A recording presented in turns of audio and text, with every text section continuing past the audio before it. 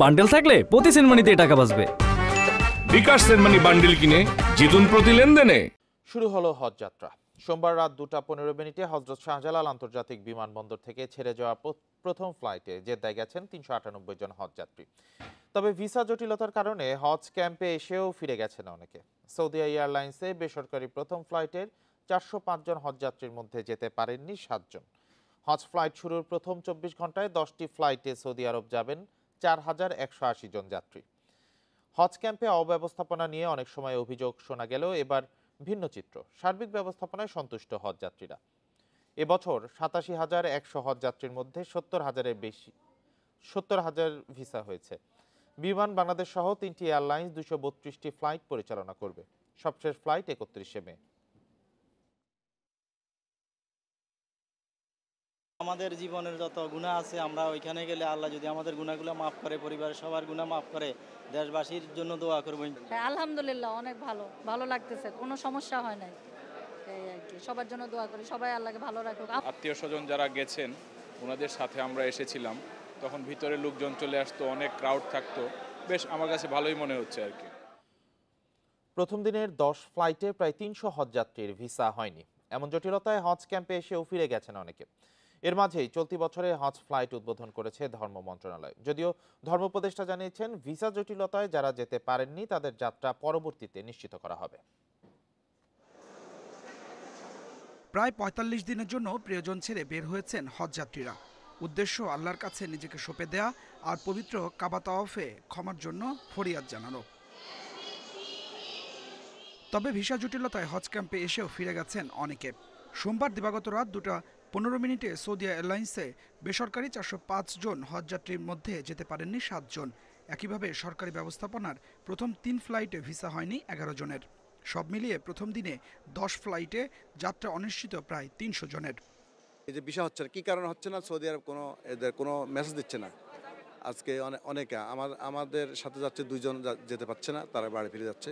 এখানে আসে যদি ফিরে যেত অনেকটা মনে কষ্ট, এজেন্সির প্রতি মনে কষ্ট, বা যারা নিতে আছে ওনাদের প্রতি কষ্ট, সৌদি আরবের প্রতি কষ্ট। এমন বাস্তবতার মাঝেই সোমবার সন্ধ্যায় উদ্বোধন করা হয় হজ ফ্লাইট। দ্রুত সমস্যার সমাধানে সহযোগিতা চেয়েছে এজেন্সিগুলোর সংগঠন হাব। সরকারিভাবে 68 এরকম হজযাত্রীর বিশেষ সমস্যা ছিল, বেসরকারিভাবে প্রায় 250 থেকে 300 জন। তার মধ্যে কিছু সমস্যার সমাধান হয়েছে সরকারিভাবে যারা ছিলেন, এবং বাকিগুলো তারা সমাধানের আশ্বাস দিয়েছেন। আমরা আশা করছি শিগগিরই এই সার্ভার জটিলতাটা কেটে যাবে। ধর্ম উপদেষ্টা জানিয়েছেন সার্ভারের সমস্যায় ভিসা নিয়ে জটিলতা হয়েছে। প্রত্যেক হজযাত্রীর যাত্রা নিশ্চিতের আশ্বাস দিয়েছেন তিনি। ওনাদের প্রেশারের কারণে ওই সার্ভারে কাজ করছে না, এটা হয়ে যাবে। হয়তো দেখা যাবে যে কাল সকালে এসে যাবে, কালকের ফ্লাইটে যাবে। প্রতিদিন ফ্লাইট যাচ্ছে, অসুবিধা হবে। সার্ভারে কাজ না করে তো টেকনিক্যাল ফল্ট, টেকনিক্যাল প্রবলেম। তো আমরা সচেতন থাকবো, আমরা ওনাদেরকে জানাবো যাতে ওনারা ফেরত না যান। চলতি বছর 87,100 হজযাত্রীর মধ্যে 70,000-এর ভিসা হয়েছে। এবার বিমান বাংলাদেশ সহ 3টি এয়ারলাইন্স 232টি ফ্লাইট পরিচালনা করবে। সবশেষ flight 31 May. Adilur Rahman, Independent News, Dhaka. Saudi আরব থেকে 70 জন প্রবাসীকে বাংলাদেশে ফেরত পাঠানো হয়েছে। সোমবার রাতে হযরত শাহজালাল আন্তর্জাতিক বিমানবন্দরে অবতরণ করে তাদের ফ্লাইট। ফিরে আসার প্রবাসীদের দাবি, বৈধ অনুমতিপত্র থাকার পরও গ্রেপ্তার করা হয় তাদের। বিনা নোটিশে চাকরিচ্যুত করা হয়।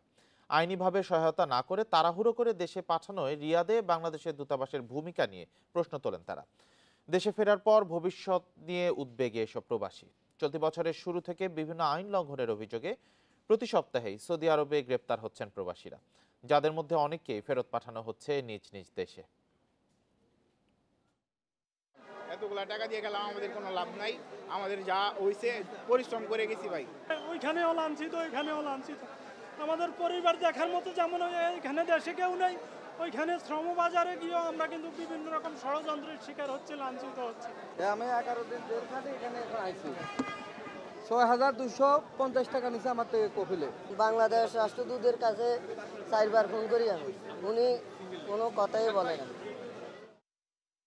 আওয়ামী লীগের বিচার ও নিষিদ্ধ করার দাবিতে বিক্ষোভ সমাবেশ ও মশাল মিছিল করেছে জাতীয় নাগরিক পার্টি। সোমবার রাতে রাজধানীর খিলগাঁওয়ে কর্মসূচি পালন করে মুগদা, শাহজাহানপুর, সবুজবাগ ও খিলগাঁও শাখার নেতাকর্মীরা। এ সময় এনসিপি নেতারা বলেন, আওয়ামী লীগের বিচার এবং তাদের নিষিদ্ধ করাই হবে সবচেয়ে বড় সংস্কার। যারা গণহত্যা চালিয়েছে এদেশে তাদের রাজনীতি করার কোনো অধিকার নেই। যারা আওয়ামী লীগকে পুনর্বাসনের চেষ্টা করবে তাদের বিরুদ্ধে এনসিপি আন্দোলন গড়ে তুলবে। প্রধান উপদেষ্টার বক্তব্যের সমালোচনা করে নেতারা বলেন, আওয়ামী লীগ রাজনীতি করবে কিনা সে সিদ্ধান্ত আওয়ামী লীগ নেবে না, সিদ্ধান্ত নেবে বাংলাদেশের জনগণ এবং অন্য রাজনৈতিক দলগুলো। ফ্যাসিস্টদের ঠিকানা কখনোই বাংলাদেশে হতে পারে না।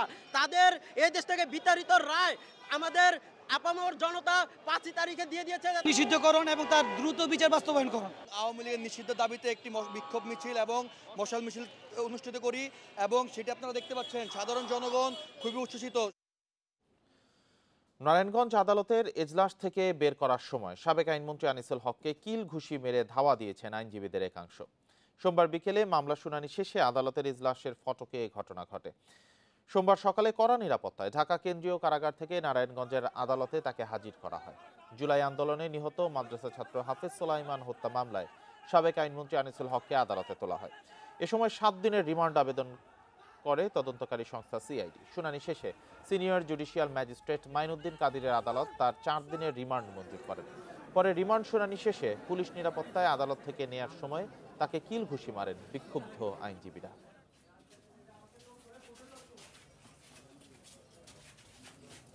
উভয় পক্ষের শুনানি আনতে এই আসামিকে মামলার সুষ্ঠু তদন্তের স্বার্থে এবং মূল রহস্য উদ্ঘাটনের জন্য এই কারা অস্ত্রগুলি সরবরাহ করছে এবং এই কারা হুকুম দিছে এই সকল বিষয় উদ্ঘাটনের জন্য তাকে 4 দিনের পুলিশ রিমান্ড মঞ্জুর করেছে। ব্যাটারি চালিত রিকশার নতুন নকশা তৈরি করেছে বুয়েটের যন্ত্রকৌশল বিভাগ। উদ্ভাবকদের দাবি, নতুন নকশাটি সাধারণ রিকশার চেয়ে অনেক নিরাপদ। এটি তৈরি করতেও বর্তমান ব্যাটারি রিকশার সমান খরচ হবে। নতুন মডেলের রিকশাকে শিগগিরই রাস্তায় চলাচলের অনুমতি দেওয়া হবে বলে জানিয়েছে ডিএনসিসি। তুলে নেওয়া হবে পুরনো রিকশা। রাজধানী সহ সারা দেশেই সড়ক ব্যবস্থাপনায় বড় সংকট হয়ে দাঁড়িয়েছে ব্যাটারি চালিত রিকশা। নিবন্ধনহীন এ যানটির প্রশিক্ষণহীন চালকের বেপরোয়া আচরণের কারণে ঘটছে দুর্ঘটনা, বাড়ছে যানজট। বিভিন্ন সময় ব্যাটারি রিকশার বিকল্প নানা উদ্যোগের প্রস্তাব দেয়া হলেও তা বাস্তবায়ন হয়নি। 2022 সাল থেকে নিরাপদ রিকশার নকশা তৈরির কাজ করছে বুয়েটের যন্ত্রকৌশল বিভাগ। দেখতে সাধারণ ইজি বাইকের মতো নতুন রিকশায় 16টি বৈশিষ্ট্য যোগ করা হয়েছে। থাকছে হেডলাইট, লুকিং গ্লাস, ইন্ডিকেটর, ছাউনি ও কাচের উইন্ডশিল্ড। এটার যে 1.5 লাখ টাকা দাম বলছি তার প্রায় 50% দাম হচ্ছে ব্যাটারির। 3 হুইলার সিএনজি কিন্তু অলরেডি বাংলাদেশে চলে এবং সেই গাড়িগুলোর দাম হচ্ছে 4 লাখ 4.5 লাখ টাকা গাড়ির দামে। সো তার প্রেক্ষিতে আমার মনে হয় এটা একটা ভালো মার্কেট পজিশনে। বুয়েটের নকশা করা ব্যাটারি রিকশা রাস্তায় নামাতে কাজ শুরু হয়েছে বলে জানিয়েছে ঢাকা উত্তর সিটি কর্পোরেশন। বাজারে যারা প্রোডিউসার তারা তো রেডি, ট্রেনিংগুলো চলবে, তারপরে যারা ট্রেনিং নেন তারা আমাদেরকে অ্যাপ্লাই করবেন বাহনের জন্য। ট্রেনিং সার্টিফিকেট দেখে আমরা বাহন কিনবেন, আমরা তখন ইয়ে করে দেবো কোন জায়গায় চালানো যাবে সেই কোটা ধরে, সেই অবস্থা ধরে আমরা ইয়ে দেব। নতুন এই রিকশায় সর্বোচ্চ গতি উঠবে ঘন্টায় 30 কিলোমিটার। এর 3টি চাকাতেই হাইড্রোলিক ব্রেক ব্যবহার করায় নিরাপত্তা নিশ্চিত হবে বলে জানিয়েছেন বুয়েটের উদ্ভাবকরা। সুলতানা জাহান মিতু, ইন্ডিপেন্ডেন্ট নিউজ, ঢাকা। 34 বছর পরও প্রলয়ঙ্কারী ঘূর্ণিঝড়ের ভয়াল স্মৃতি তাড়া করছে চট্টগ্রাম কক্সবাজারের উপকূলের বাসিন্দাদের। 1991 সালের এই দিনে ঘূর্ণিঝড় ম্যারিয়ানের আঘাতে প্রাণ হারান প্রায় 1.5 লাখ মানুষ। ঘরবাড়ি হারান কোটি মানুষ। বিপুল আর্থিক ক্ষয়ক্ষতি হয়। তবে সরকারি বিভিন্ন সংস্থা বলছে, উপকূলীয় এলাকায় অবকাঠামোগত উন্নয়ন ও সচেতনতা বাড়ায় বর্তমানে ঝড়ের ক্ষয়ক্ষতি কয়েক গুণ কমিয়ে আনা সম্ভব হয়েছে। 1991 সালের 29 এপ্রিল চট্টগ্রাম কক্সবাজার উপকূলে আঘাত হানে ঘূর্ণিঝড় মেরিয়ান। বাতাসের সর্বোচ্চ গতিবেগ ছিল 225 কিলোমিটার আর 12 থেকে 22 ফুট উচ্চতার জলোচ্ছ্বাস। সে সময় বিশ্ববিদ্যালয়ের ছাত্র ম শামসুল ইসলাম এক রাতেই হারান 16 স্বজনকে। 16 জন আমরা তাদের লাশও পাইনি। এমনকি আমার জ্যাঠাতো ভাই আবুল ফয়েজ নাম, সে যখন আমার সামনে থেকে ভেসে যাচ্ছিল তার 2 কাঁধে তার একটা ছেলে আর একটা মেয়ে, দুজনকে কাঁধে নিয়েই সে খরস ভেসে যাচ্ছিল। প্রলয়ঙ্করী সে দুর্যোগে স্বজন হারান বৃহত্তম চট্টগ্রামের এমন হাজারো পরিবার। সীতাকুণ্ড, সন্দ্বীপ, বাঁশখালী, আনোয়ারা, আর কক্সবাজারের মহেশখালী ও কুতুবদিয়া উপকূলে প্রাণ হারান অন্তত 1,39,000 মানুষ। ঘরবাড়ি হারিয়ে পথে বসেন 1 কোটি মানুষ। আমরা সবগুলো বেশে আমি হঠাৎ করে একটি গাছের আশ্রয় নিয়েছি, ওখানে আমি বেঁচে আসছি। সকালে দেখছি আমি বেঁচে আর কেউ বেঁচে নেই। আমার বাবা বললো যে উনি ঘূর্ণিবাগে পড়ে গেছে, ওনার কাছ থেকে আমার ভাইটা মানে হাতছাড়া হয়ে গেছে এবং ওই ভাইকে কিন্তু আমরা এখনো পাইনি। দেশে ঘূর্ণিঝড়ের ক্ষয়ক্ষতি কমাতে সচেতনতার পাশাপাশি অবকাঠামোগত অনেক উন্নতি হয়েছে দাবি প্রশাসনের। উপকূলীয় জেলা উপজেলায় বাঁধ নির্মাণ সহ নেওয়া হয়েছে নানা উদ্যোগ। বর্তমানে আমরা কম্পারেটিভলি অনেক ঝুঁকি মুক্ত অবস্থায় রয়েছি। এটার কারণ যদি আমরা বলি, মূলত বিগত 8 থেকে 10 বছর ধরে আমরা সাস্টেইনেবল এমব্যাঙ্কমেন্টের দিকে মনোযোগ দিচ্ছি। 91 ঝড়ের পর উপকূলীয় এলাকায় অনেকদিন লবণাক্ততার কারণে ফসল উৎপাদন ব্যাহত হয়। সরকারি হিসেবে সেই মহা দুর্যোগে আর্থিক ক্ষতি হয় $1.5 বিলিয়ন। অনুপম শীল, ইন্ডিপেন্ডেন্ট নিউজ, চট্টগ্রাম। ঝিনাইদহ সদরে ধান খেতে মোহাম্মদ আলী নামে এক কৃষকের মরদেহ উদ্ধার করেছে পুলিশ। সোমবার রাত 10টার দিকে গারামারা গ্রামের নলবিলের মাঠ থেকে মরদেহটি উদ্ধার করা হয়। পুলিশ ও স্থানীয়রা জানিয়েছে, সোমবার বিকেলে বাড়ি থেকে নলবিলের মাঠে যান কৃষক মোহাম্মদ আলী। রাতে স্থানীয় কৃষকরা মন্টু মিয়ার ধানের জমিতে তার মরদেহ পড়ে থাকতে দেখে স্বজনদের খবর দেয়। খবর পেয়ে পুলিশ ঘটনাস্থল থেকে মরদেহ উদ্ধার করে।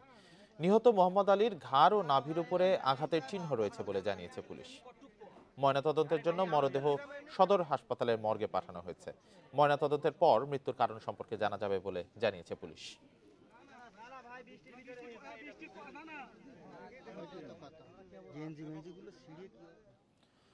দেশের অন্যতম নদী সুরমা, সেই নদী এখন পরিণত হয়েছে ময়লা আবর্জনার ভাগাড়ে। অর্ধশতাধিক স্থানে বর্জ্য ফেলায় সুরমা রূপ নিয়েছে মরা নদীতে। ময়লা আবর্জনায় ভরাট হওয়ায় বর্ষাকালে সৃষ্টি হচ্ছে বন্যা। সিটি কর্পোরেশন বলছে, জনগণের অসচেতনতার কারণে সুরমার দূষণ বন্ধ করা যাচ্ছে না। ভারতের বরাক নদী থেকে সৃষ্ট সুরমা নদীর দৈর্ঘ্য 249 কিলোমিটার। দূষণ আর উজান থেকে নেমে আসা পলির কারণে এমনিতে হুমকির মুখে দীর্ঘতম এই নদী। বাসাবাড়ির বর্জ্য থেকে শুরু করে বাজারের আবর্জনাও ফেলা হচ্ছে সুরমাতে। এতে নদীটি পরিণত হয়েছে ময়লার ভাগাড়ে। তলদেশ ভরাট হওয়ায় পানি ধারণ ক্ষমতা কমছে, তাই বর্ষায় বন্যার কারণ হয়েছে নদীটি। নদী পাড়ের অর্ধশতাধিক স্থানে জমেছে আবর্জনার স্তূপ। বিভিন্ন স্বেচ্ছাসেবী সংগঠনের কর্মীরা নিজ উদ্যোগে ময়লা আবর্জনা পরিষ্কার করলেও মিলছে না সুফল।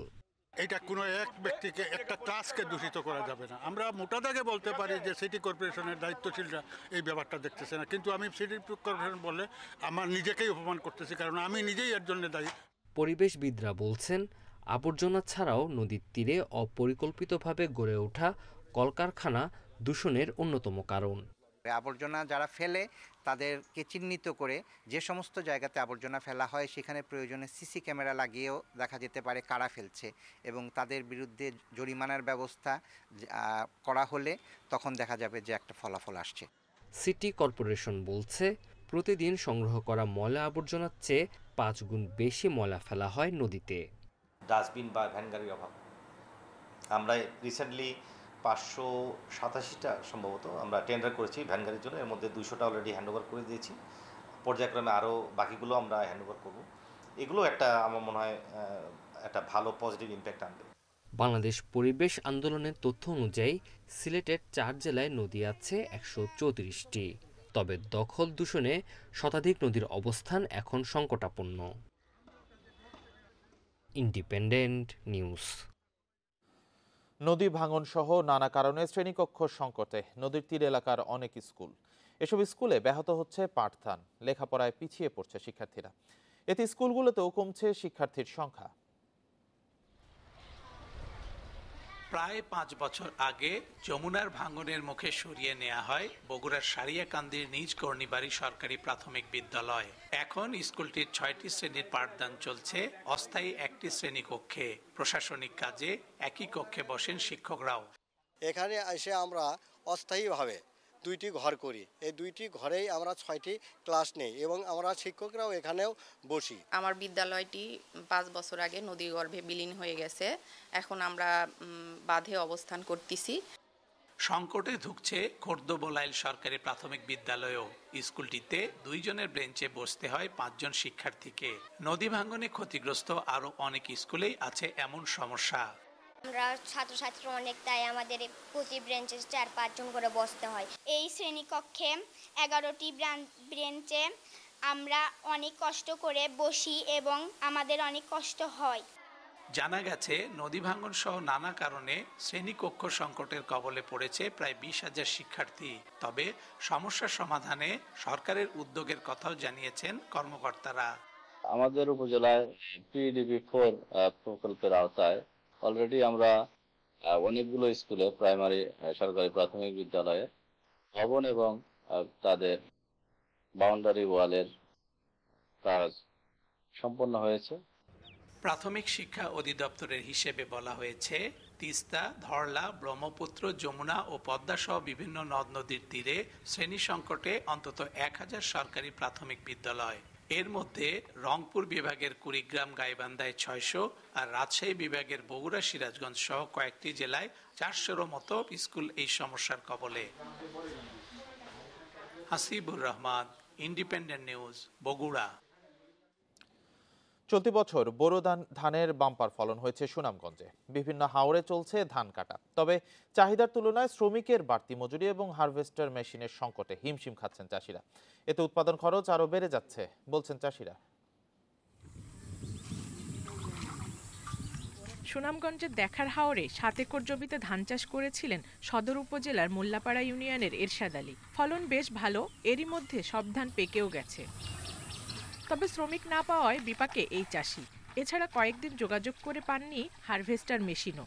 400 টাকা রোজ, 700 টাকা রোজ হামলার জন্য এখন মনে করেন একলাগুলি যেমন হচ্ছে 5-7 কেয়ার মানুষ পারাম না, ওই একলা কাটাতে লাগলাম। আগে অন্য জেলা থেকে ধান কাটা শ্রমিক সুনামগঞ্জে গিয়ে কাজ করলেও এবার তাদের আনাগোনা কম। এ অবস্থায় সময় মতো ধান কাটতে না পারলে অকাল বন্যায় পাকা ধান নষ্ট হওয়ার আশঙ্কা চাষিদের। আমরা খুব সংকটে আছি, ধান কাটার মানুষ পানি যান না। যে টাকা দিয়ে ক্ষেত করি এর চেয়ে দ্বিগুণ জায়গায় খরচ। বৃষ্টিপাত বেশি হইলে তো সমস্যা। কিন্তু গেছে রাত্রে শিলাবৃষ্টি কিছু রাত্রে দেখা গেছে, তো খুব সংকট হই। এদিকে সংকট নিরসনে শ্রমিক সরবরাহের পাশাপাশি হারভেস্টার মেশিন দিয়ে ধান কাটতে কৃষকদের সহায়তা করা হচ্ছে বলে জানিয়েছে কৃষি বিভাগ। যেহেতু কিছুটা সংকট রয়েছে, এক্ষেত্রে আমরা কমন হারভেস্টার মালিকগুলোকে বলেছি যে হাওরে ধান কর্তন করে দ্রুত নন হাওরে এসে তাদের কমেন্ট দিয়ে ধানগুলো কর্তন করার জন্য, এবং স্থানীয়ভাবে যারা আমাদের যুবক সমাজ রয়েছেন এবং যারা আমাদের অনিয়মিত শ্রমিক রয়েছেন তাদেরকে আমরা এই ধান কর্তনে নিয়োজিত করেছি। এবার জেলায় বোরো ধানের আবাদ হয়েছে 2,23,510 হেক্টর জমিতে। বর্তমানে ধান কাটার কাজ করছেন 1.5 লাখ শ্রমিক। এছাড়া ব্যবহার করা হচ্ছে প্রায় 1000 combined harvester machine. Independent news. মন্দা সময় পার করছে দেশের আবাসন খাত। গেল 1 বছরের ব্যবধানে ছোট ও মাঝারি ফ্ল্যাট বুকিং ও বিক্রি কমেছে 25%, আর 50% পর্যন্ত কমেছে বিলাসবহুল ফ্ল্যাটের বিক্রি। এমন অবস্থার কারণ হিসেবে ড্যাপের আইনকে দায়ী করছে আবাসন ব্যবসায়ীদের সংগঠন রিহ্যাব। এছাড়া অর্থনৈতিক মন্দা, রাজনৈতিক অস্থিরতা ও ঋণের বাড়তি সুদহারকেও দায়ী করছে রিহ্যাব। ত্রিমুখী সমস্যার মধ্যে দেশের আবাসন খাত। মানুষের মৌলিক চাহিদার অন্যতম এই খাতে এখন স্থবিরতা চরমে। প্লট, ফ্ল্যাট ও বাড়ি বিক্রিতে মন্দা। Real estate and housing association of Bangladesh রিহ্যাবের তথ্য মতে 2022 সালের ড্যাপের আইনের ফলে দেশের প্রকল্পের কাজ কমেছে।